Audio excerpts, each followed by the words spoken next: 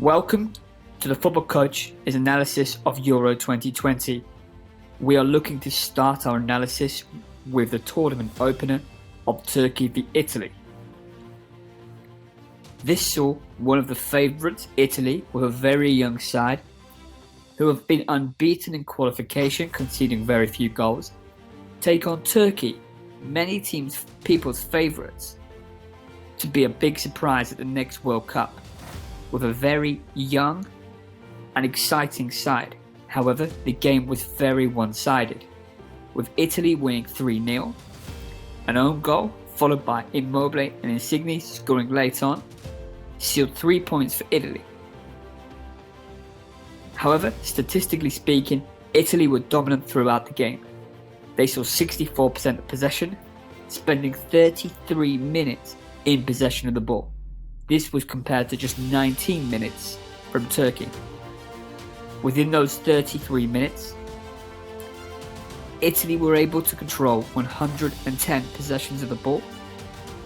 This dominance of the ball translated into dominance in the final third with an XG of 1.78 compared to just 0.55 from Turkey.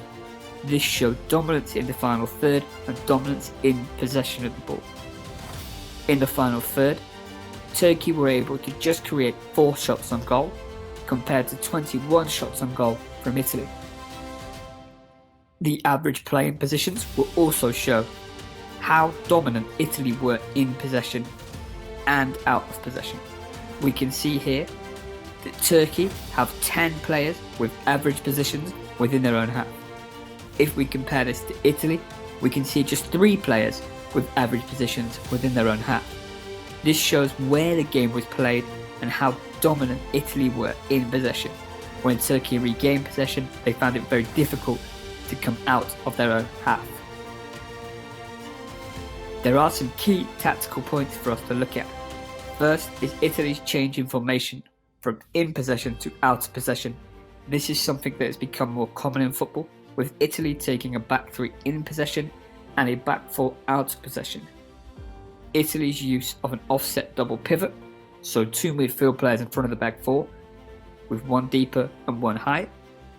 For Turkey, they used a very simple 4-4-2, but did have variability to drop into a 2, a 1 and a 1, so a 4-4-1-1. Italy's 2 fullbacks also played high, but played inside as inverted fullbacks. This is something that Pep Guardiola did with Bayern Munich, and the idea of inverted fullbacks has become more popular in football in the last couple of years. As we can see here, Italy switched to a 3 at the back in possession. This allows centre-backs to break out and through the first line.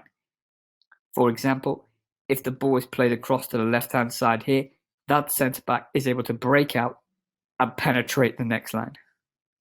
This will create a 3v1 on the next line, with a 2v1 dominance still on the line behind. This really gave Italy dominance in the central areas of the pitch. Out of possession, we can see Italy play with a flat back 4 and 2 defensive midfield players. This provides balance and strength centrally out of possession. Italy's inverted fullbacks playing inside the pitch was a key tactical trend, creating central overloads and protecting against the counter-attack.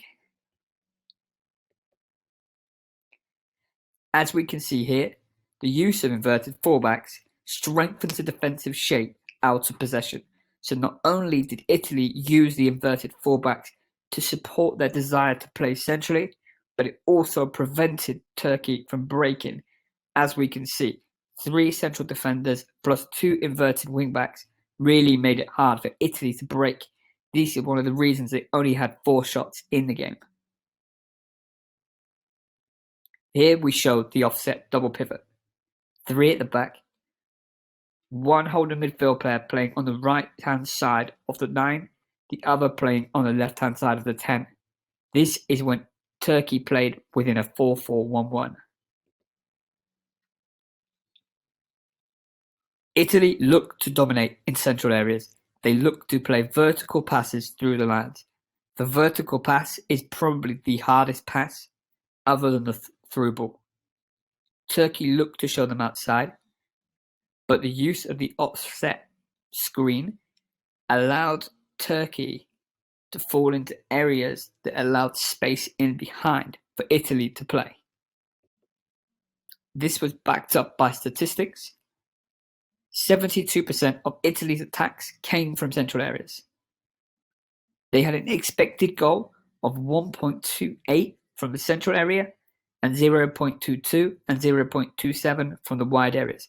This shows Italy were far more penetrable and far more dangerous from a central area. This is an expected goal 5 times higher from a central area.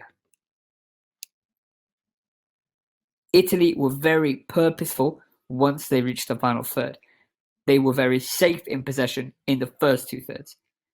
In the midfield and defensive third, Italy made 92% successful passes. This is very, very high and showed one, Turkey applied little pressure in the defensive half and dropped into a deep block, but also Italy were not prepared to take risks in the first 2/3 of the pitch. Italy were above average in international football for transitions in the final third.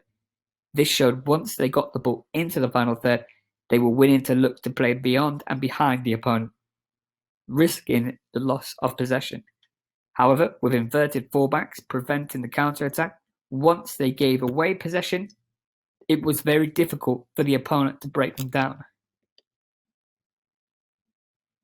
But Turkey, they played a very simple 4-4-2. As we can see here, out of possession, the 4-4-2 is easy to see with 2 strikers high up the pitch, but this did allow Italy to play through the first line very quickly. As the game developed, we began to see the 10 sit on the midfield player, and Italy looked to make play predictable, forcing Italy one way. However, what they could not deal with was the inverted fullbacks inside, providing another overload, and the offset midfield players. This allowed for combination play to be played quickly and to take out the first line of attack.